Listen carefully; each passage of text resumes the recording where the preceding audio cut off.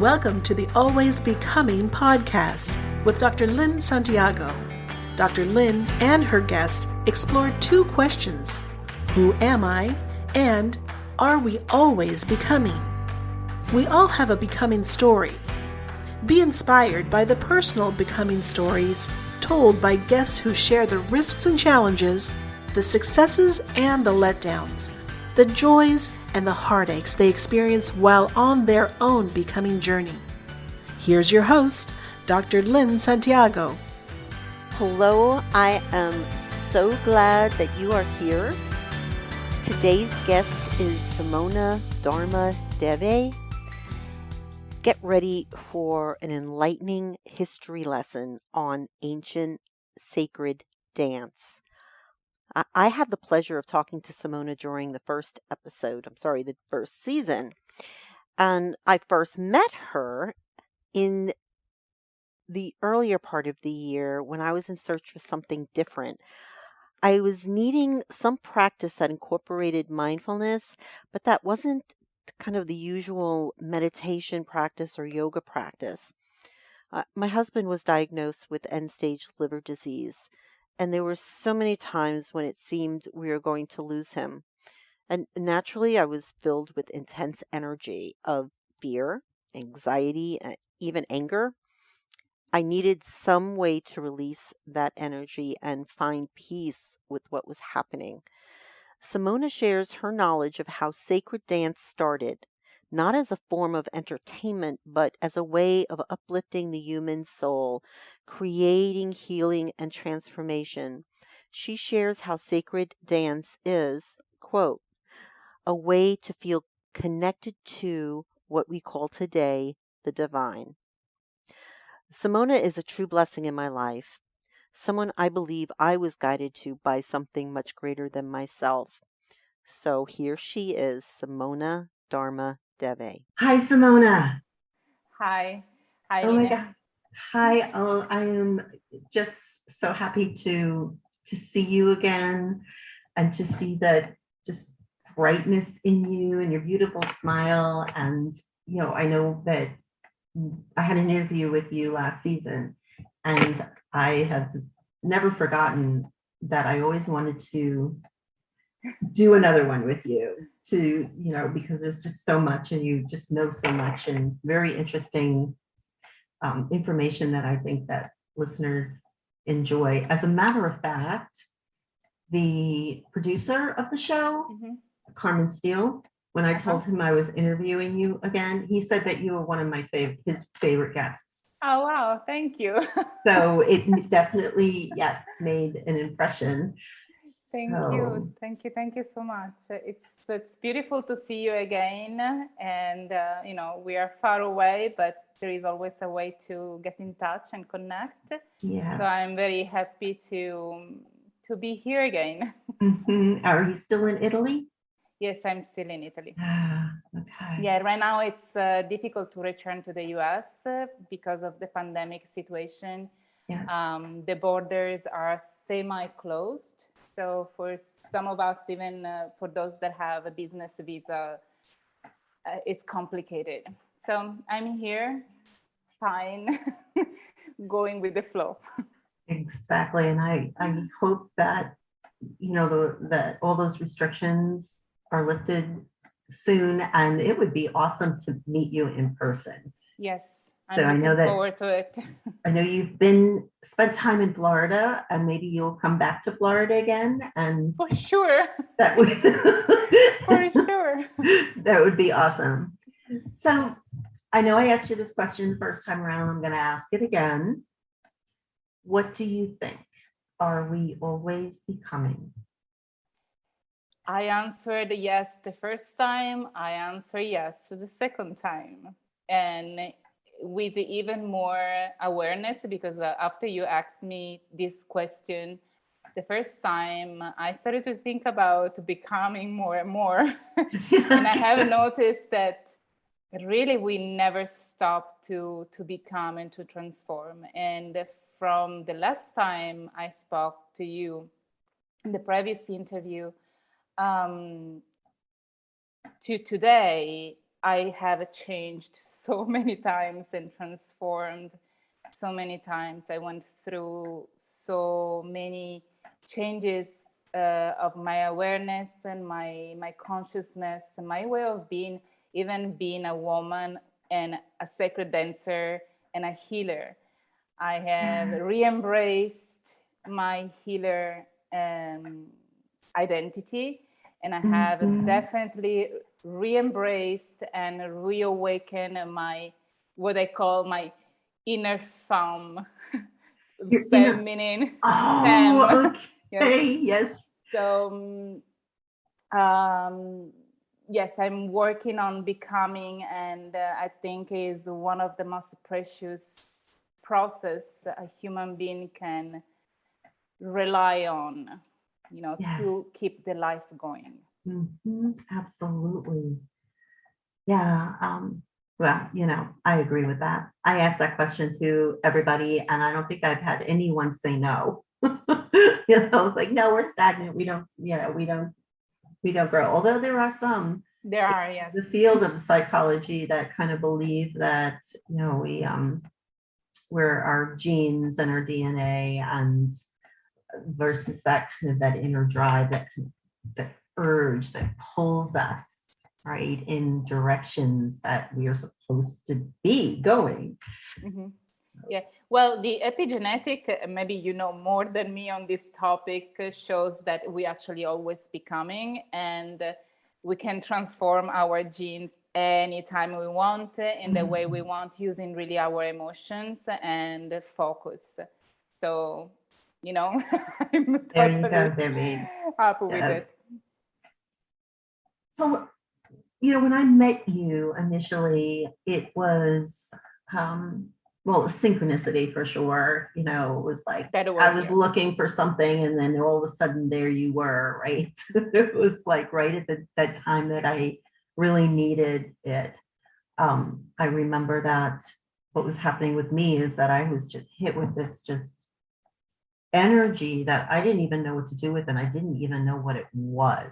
It was even kind of frightening to have the experience, and then there you were, and you really truly helped me in giving me tools to ground and to kind of direct or redirect that energy, right, in some really very healing ways. Good. So I wanted to talk to you really specifically about sacred dance. Yes. So, what would you like to know? Well, when we first met, I was just drawn so much to what you were providing as far as education about what sacred dance, is, and with the background, the different cultures, the religious and spiritual aspects of it, and the idea that you can use sacred dance, or dance in general, as a form of healing. So I was wondering if you could share just a little bit about what is sacred dance? What does that mean? Well, sacred dance, of course, is our modern term to define a type of dance that is not just entertainment, but is focused on uplifting the human soul and create healing and transformation. And it is used to create a connection and to feel the connection with what we call today the divine. But sacred dance, if we say and we use this term, is it's just the most ancient form of dance our civilization knows, because it has roots in the very first civilizations. So it has roots in the Neolithic time. And some scholars says that there are roots also in the upper Paleolithic, so even older. There are traces of this cult of the goddess. And there is a beautiful book about it, if you allow me to mention it. Yes, absolutely. The title is When God Was a Woman, written by Merlin Stone, and it's an amazing book. She doesn't speak about sacred dancing, but she speaks of the cult of the goddess that were the main cult, the main worship during the Upper Paleolithic and Neolithic time. So when society were based on a matriarchal system. Mm-hmm. And she explains that one of the role of the women, so the priestesses, were to perform these rituals where dance and sacred sexuality were performed to harvest the energy of the goddess. And the goddess was nature, was the sky, was the land, was everything that was created in nature that was going to support the human life. So in order to create prosperity for the entire community, there were these women, and they weren't selected women. All women in a village were dedicated life to the temple or to the shrine of the goddess. Some of them stayed because they developed certain specific skills. Some other returned into society and performed their role in their community.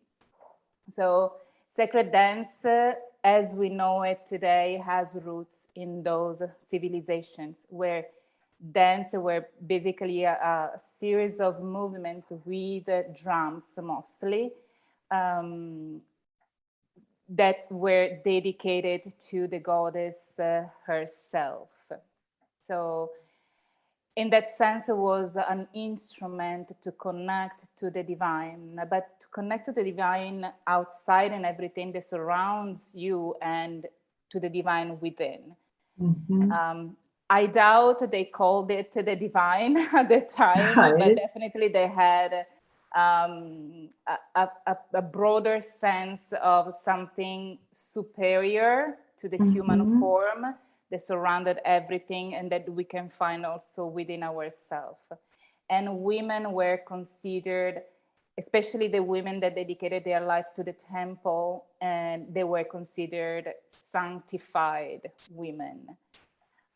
Here there is all another story about them, but sacred dance has that roots.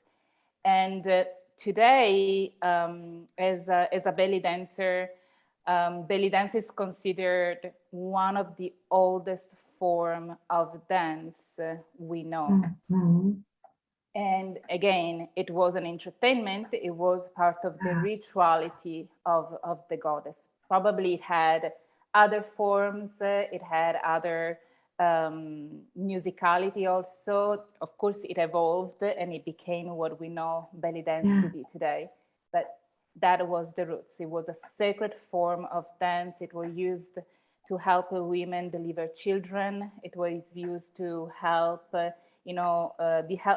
the earth to be fertilized. It's the movement of the women booms. Not only women, also men could do these movements. Helped activate this energy of the womb of the earth, basically. And it was used in many, many ways. I am sure I'm not the only one that has had this impression when, looking at belly dance and looking at it on TV or movies, and it always seems to be portrayed as entertainment for the king, right? For men, right? There's this harem and they're all, they'd be called out to perform for the man. I never got in those kinds of the media, the sense that it was actually like a spiritual form of dance. Exactly. And because it seemed to objectify women rather than the woman being the one who was connected to the divine. And I remember one of the things that you said in the course was that men protected the women. Yes. Right. Well, here there are different layers and different point of views, and it can be a little bit complicated to understand, but I totally understand what you are saying. So yes, the entertainment is real, is a fact, and we see it today everywhere. And even the performers today can decide to entertain men mostly, or to really perform for a bigger audience, and really, not just specific for men. So there are two even more ways to perform a belly dance as of today. It really depends on the dancer, where she wants to perform and offer her art. And but one thing is very important: when you get in touch with your body and with belly dance, you have to. There is something that really awakens within yourself as a woman. What I call the Femme comes really up like a wave. You can you cannot resist to her, and it kicks in a sort of a self-empowerment. So you are in control of your body. So even if you perform specifically just for men, the woman has a very profound power. In fact, if you observe those that perform only for men, they give a very strict signal to men not to touch, to stay away, not to exaggerate, and so on. There are very, very specific rules. So the woman is in control.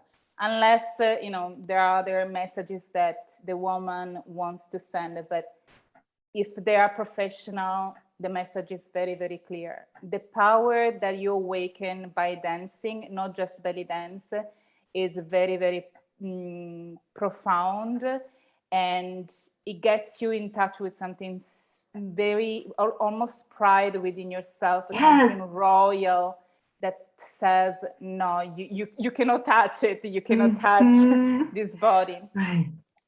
If we return to the history, belly dance specifically has changed throughout the centuries, because this beautiful matriarchal community, as Marilyn Stone writes in her book, changed once the northern people came down from the northern territories and invaded the southern part of Europe and the Arabic Peninsula.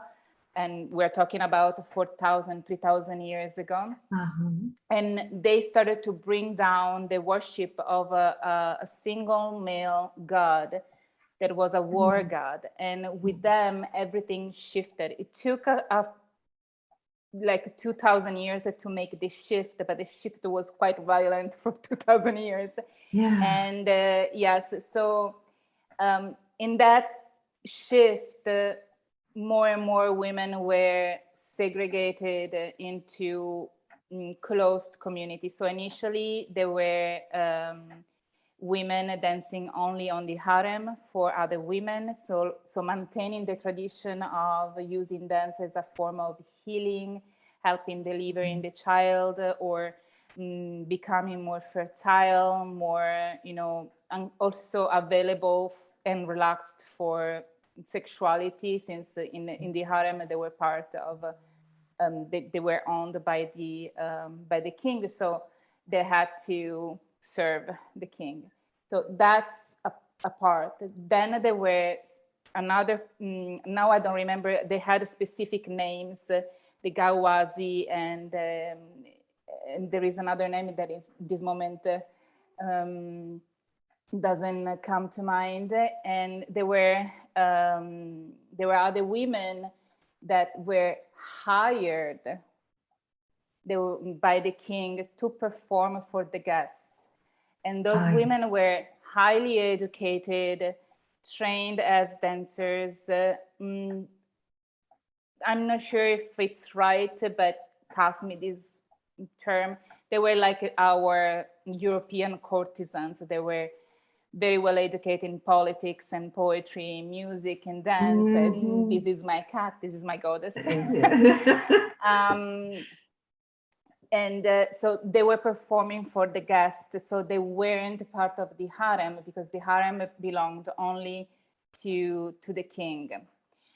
And then there were women, always part of the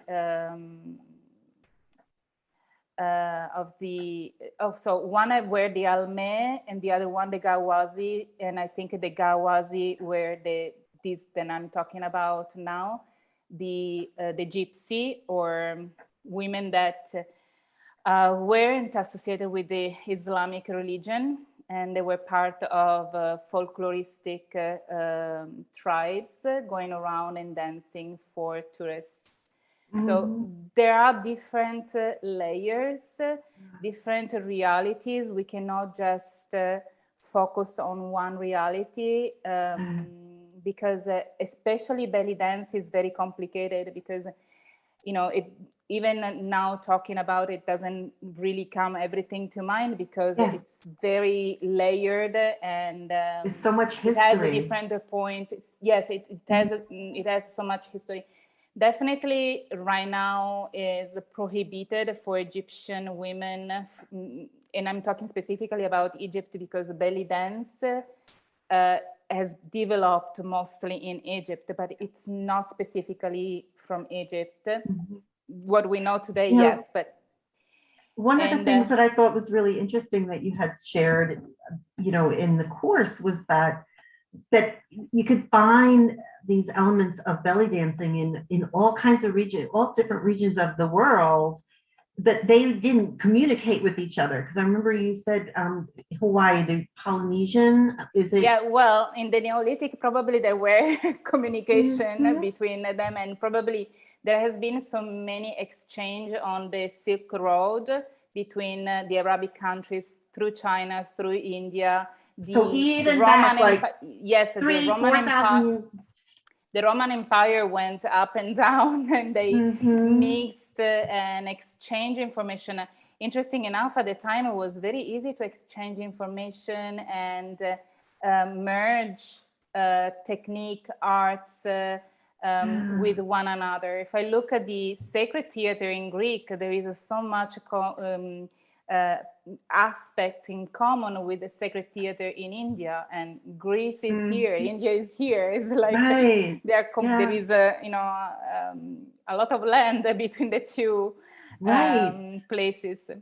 So I want to mention here, so that listeners understand, that you have a master's in, what is it theater anthropology or dance anthropology? It's an anthropology of performance. I specialized on that, and of course I include both theater and dance.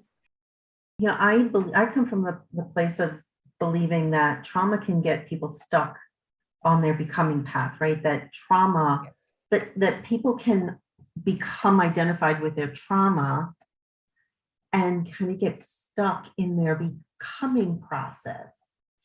And healing from trauma kind of opens that up, right? Yeah. And so how do you use dance? I know that this is what you do, right? This is what your kind of purpose in life is to use dance to help in that healing and transformation. How does that work? Yes, this is an interesting question. First of all, I used it on myself because, yes, I found myself stuck in trauma. And it's something I don't wish to anyone, because it's really like a broken record. You stay stuck there, and it repeats itself until you decided to move on, or to really start to healing whatever happened. And there are, of course, you know even more than me, there are different types of trauma. The result, it's always the same. The person is traumatized, and then it also depends on how long has been going the trauma, because in abusive situations, the trauma can go on and on for days and for years, every day. Yes. Or it might be a single event, still the brain enters in the same pattern. So the way how I did it on myself, I just felt a call to get up and dance. Notice that I have always danced on my life, but careful, because I entered in a pattern also with my dance. So I was teaching another technique before, which is a combination of yoga and dance. And I noticed that I use that technique, which is a powerful one. I love it. It's good, but I was using it in a way to mask my trauma, my experience of abuse. So I was using it like almost to put like a band-aid, but I wasn't healing the wound beneath it. So I think the wound went bad at a certain point. So I realized that maybe something needed to be done. And the way how I did it, I started to dance something that I would have never danced before, which was Zumba. Okay. So it was like a Zumba class taught by a belly dancer. So it was a combination. And, I had done belly dance before. I have studied belly dance in California and a little bit here in Italy before I moved to the US. But somehow I had formulated in my mind that was something just for men or for the pleasure of men. So I never done it. But the day I got up and I did Zumba and with a belly dancer as a teacher. And it was just a 5 minutes class on YouTube. And I put it on repeat for 1 hour. So for 1 hour, I did that class. Because I started laughing after 5 minutes and I continued laughing after 10 and so on. And after 1 hour, I just realized I am freaking good at this. And I feel so good. I need to remember who I am. I need to remember who I am. I was an artist. I used to perform. I used to dance. I used to act. And I was good at it. And I always knew that dance and theater were healing art form for me, because they healed me before and they're healing me now. And I want to give this instrument to people, including to those people that says, oh, I don't know how to dance. I never moved my body. It doesn't matter. It really doesn't matter. Just move the body, move the energy, break those neurological patterns of pain. We can do it. Break the codependence to abuse. And we needed to work on the neurological network we hold in our heart, our brain, our muscles, because the nervous system has been programmed for abuse, has been programmed for pain if we have been in that situation for long, but even just one event. So we need to break it. And repatterning, of course, reprogramming the entire system. And dance is a beautiful way. Belly dance is beautiful because it makes move one of the most important part of our body where trauma is held, which is our womb, or hara point for men, and our solar plexus just right below our chest. So it moves all that area, and the more you move it, the more you feel the energy literally dropping. Especially if you do it with that intention. I love one of the things that I learned in such a brief time that I was, working with you or watching your videos during a trauma of my own earlier in the year, was being able to connect like with mindfulness, like to be present in moment to moment and allow the body to express, like to to move in the way it was just going to move, no control, like not having control over it, allowing it just to unfold and express. And I know that when I was doing that, there was this, I was expressing myself, and not even, I can't even say it's like self-expression. It to me, it was a very soul expression. And I think maybe that's part of, like, when you say divine, right? Like, like connecting to the divine within, and to just to be like, and it was amazing for me as a way to deal with fear. Like, fear was a big one for me as I was moving through earlier part of the year. I would be just overcome with anxiety sometimes, and I would be able to go and I use some music that's on your website. And I had watched one of the dances that you had done. It's like a prayer. They're like prayers. Yes. That's what it, yes, that is, it's like their prayers. And just be able to work through the fear, release that energy, that anxiety, which is energy, connect to, what spirit guides really is what I kind of really sense this connection to spirit guides that were helping me through this very traumatic time in my life. It was amazing. Where you were guided. Yes. You were guided to the course. So probably your spirit guides guided you to the thing that could have helped you the most. Exactly. I always call in divine students, divine clients, because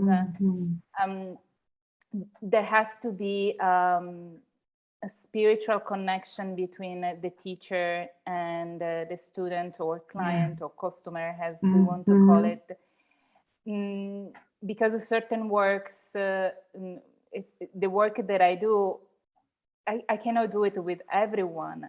I can do it with many people, of course, but not for everyone. You need to want to go deep and really go through your fear. That's why I always stress, it doesn't matter if you have never danced before. That's not the point. That's definitely not the point. And you did it well. Finding the source of the power, which I think is just exactly what we just were talking about. Right? Finding the source of your power. It's absolutely important, because we forget we have power. And that's the reason why everybody freaks out now. They're losing their rights. No, you have already lost the power. When you lose the power, or you give away your power for a reason or for another, there is nobody to blame here, because we all are in the same game.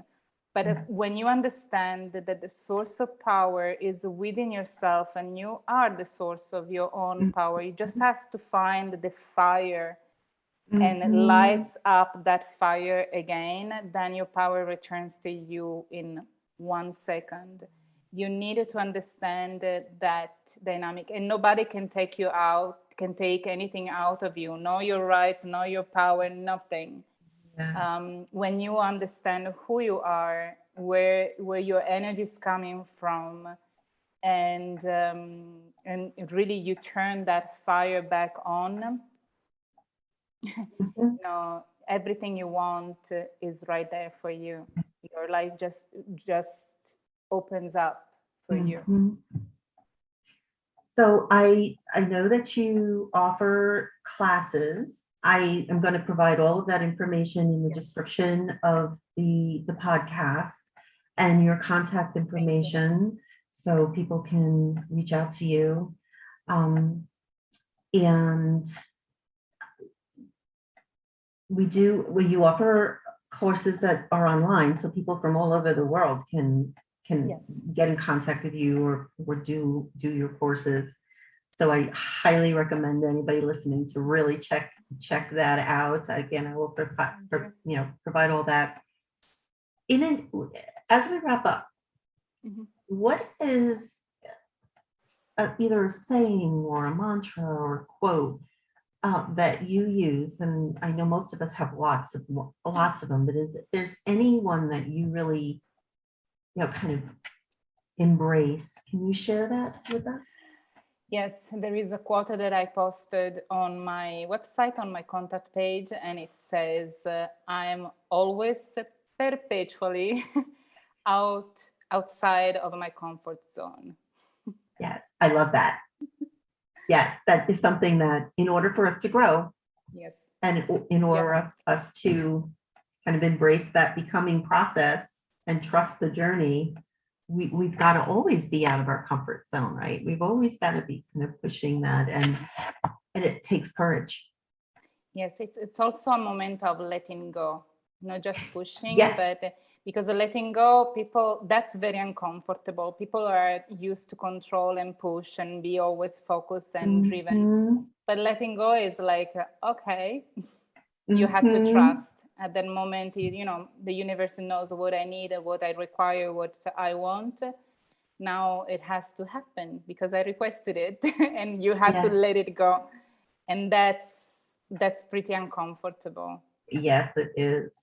For a Taurus rising Scorpio, that's pretty it's uncomfortable for most everybody. And again, that is another thing that keeps people stuck and not moving forward and not allowing their becoming story to kind of reveal itself. Sometimes when things are not moving, you have to let go. You're pushing and nothing is moving, and the things are moving against you, so you're stuck. You have to let go. Sorry, I'm moving on the side. You let it pass, and then you continue your walk. Thank you again. Thank you. Always so much. A wonderful pleasure to talk with you. You are just so brilliant and so smart. Thank you. It's nice to hear it. I hope that you were able to truly feel Simona's beauty and love as she spoke to you. I included a link in the episode description of one of her many belly dancing lessons. You could do a search on YouTube, search Simona, that's Simona, Dharma, Dharma, Devi, Devi, and you will find many other lessons. Simona shared one of her favorite affirmations. I am always perpetually outside of my comfort zone. That is what growth, whether it be psychological or spiritually, is all about. It's that willingness to allow yourself to stretch outside of what is comfortable. If you continually do that every day, day to day, you are always becoming. Thank you for listening to the Always Becoming podcast. Don't forget to subscribe so you don't miss any of the upcoming episodes. Tell your friends and family about this podcast, that they can also listen and grow and be inspired. And for daily words of wisdom and more becoming stories that inspire you on your own becoming journey, follow me on Instagram at becoming_with_Dr. Lynn. That's Lyenne. Thank you.